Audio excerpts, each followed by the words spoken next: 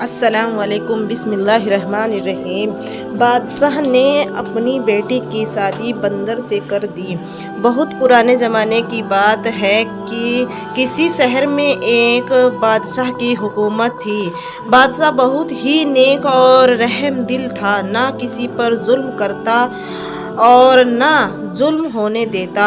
اس نے سزائیں بھی ہلکی کروا دی تھی، لیکن پھر بھی اس کی سلطنت میں امن و امان تھا، لوگ ایماندار تھے، خوشحالی تھی۔ اس لیے جرائم بھی کم تھے۔ لوگ اتنے خدا ترس تھے کہ بادشاہ کی جان و مال کو دعا دیتے تھے۔ بادشاہ کی رحم دلی کا یہ حال تھا کہ انسان تو انسان، وہ جانوروں پر بھی ظلم نہیں ہونے دیتے تھے۔ ایک دفعہ کی بات ہے، برسات کا سہانا موسم تھا۔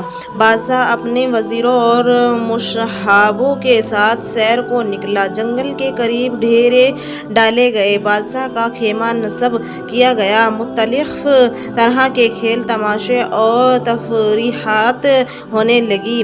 جنگل میں منگل رچا ہوا تھا، اچھے اچھے پکوان بن رہے تھے۔ کھانے کا وقت ہوا، دسترخوان بچھایا گیا تو بادشاہ نے دیکھا کہ ایک بڑے سے درخت پر ایک بہت بڑا بندر بیٹھا خاموشی سے سب کچھ دیکھ رہا تھا۔ اس نے بندروں والی کوئی حرکت نہیں تھی، نہ کھانے کی کوئی چیز لے کر بھاگا اور نہ ہی کسی کو پریشان کیا۔ بادشاہ نے اپنے نوکروں سے کہا، تھوڑا کھانا اور پھل اس بندر کے سامنے بھی ڈال دو۔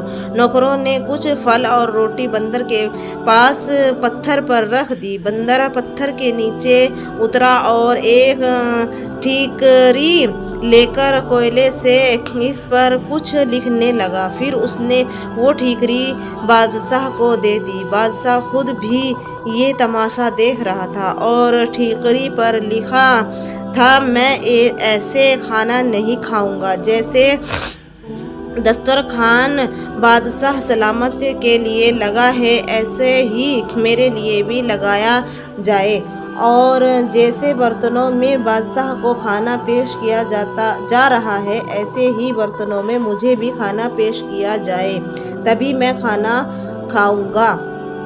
بادشاہ کو بڑی حیرت ہوئی کہ ایک بندر نہ صرف لکھ پڑھ سکتا ہے بلکہ اس کا اتنا اونچا دماغ بھی ہے۔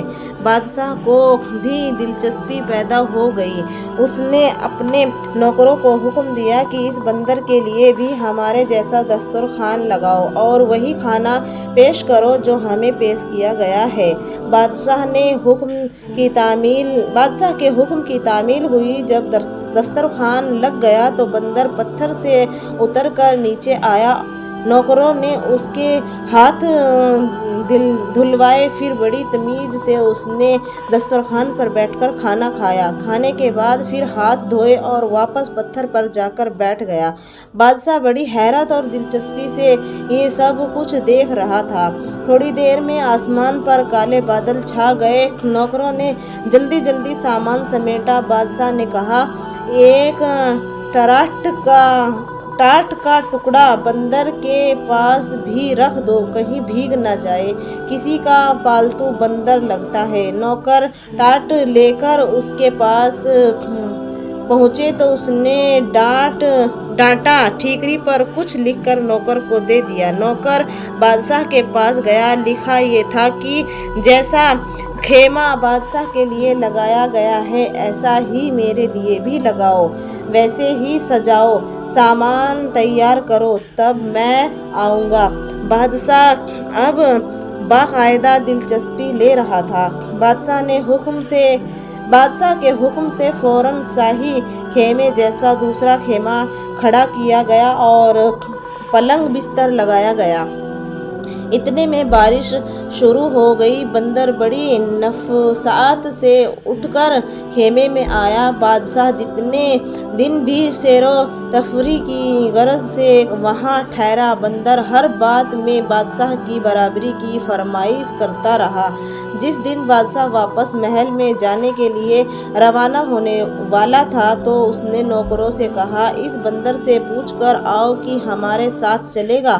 بندر نے پھر ٹھیکری پر لکھا जैसा हाथी बादशाह की सवारी में है वैसा ही हाथी मेरे लिए भी तैयार करो, फिर मैं जाने के लिए तैयार हूँ। बादशाह ने दिल ही दिल में सोचा, अच्छी तफरीह है, इस बंदर को साथ रखना चाहिए।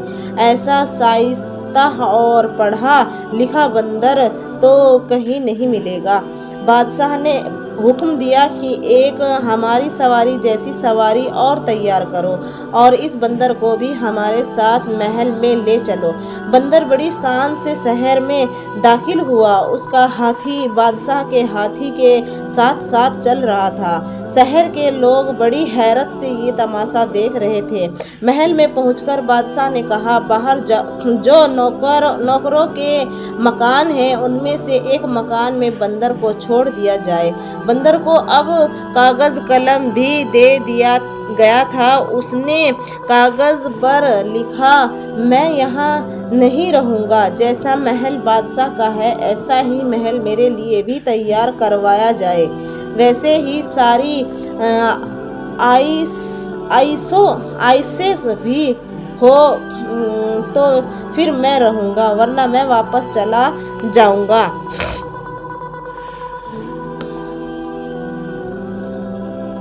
बादशाह का एक महल और भी था जहाँ वो गर्मी के मौसम में रहा करता था। उस महल को बादशाह ने बंदर के रहने के लिए तैयार करवा दिया और बंदर इसमें रहने लगा। नौकरों को बहुत बुरा लगता था कि उन्हें एक बंदर की खिदमत शाही एहतमाम के साथ करनी पड़ रही है, लेकिन बादशाह का हुक्म था और बादशाह की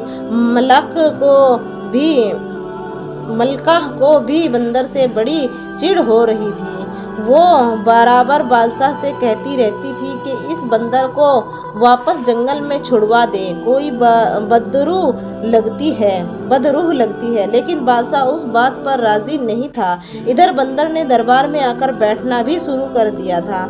सारे मुकदमे बड़े ध्यान से सुनता।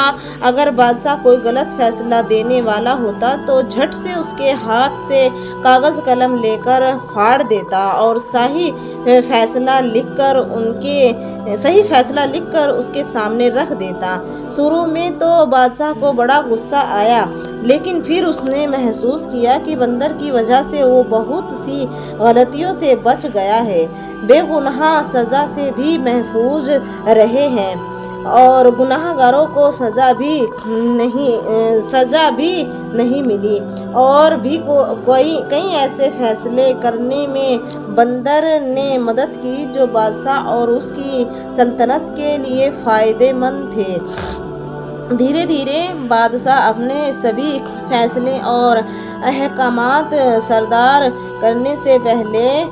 सादर करने से पहले बंदर को दिखाने लगा। दरबारी इस अक्लमंद और पढ़े लिखे बंदर के आदी हो चुके थे, लेकिन मलका की दुश्मनी बंदर से कम नहीं हुई। वो लगातार बादशाह से कहती रहती, इस बंदर को कहीं उठवा कर फिकवा दो, जंगल में छोड़ आओ, नहीं तो एक दिन ये आपकी सारी सल्तनत पर कब्जा कर लेगा। हमारा कोई बेटा नहीं है जो हमारी मदद कर सके। ये आपको हटाकर खुद राजगद्दी पर बैठ जाएगा। बादशाह बेगम को समझाता, बेगम अब ये मुमकिन नहीं। आप देख रही हैं ये कोई मामूली बंदर नहीं, अब तक वो हमारे लिए फ़ायदेमंद ही साबित हुआ है। हमारी सल्तनत में इसकी वजह से बेहतरी आई है। फिर हमें अल्लाह पर भरोसा रखना चाहिए, वो हमारी हिफाजत करेगा। लेकिन बेगम को चैन नहीं आया। उन्होंने बंदर को मरवाने की साजिश की। बंदर के लिए जो खाना भेजा जा रहा था उसमें जहर मिलवा दिया गया और उस दिन बंदर ने खाना नहीं खाया और बादशाह को एक पर्चे पर लिख कर दिया, मुझे मरवाने की कोशिश आपको और आपके खानदान को बहुत महंगी पड़ेगी।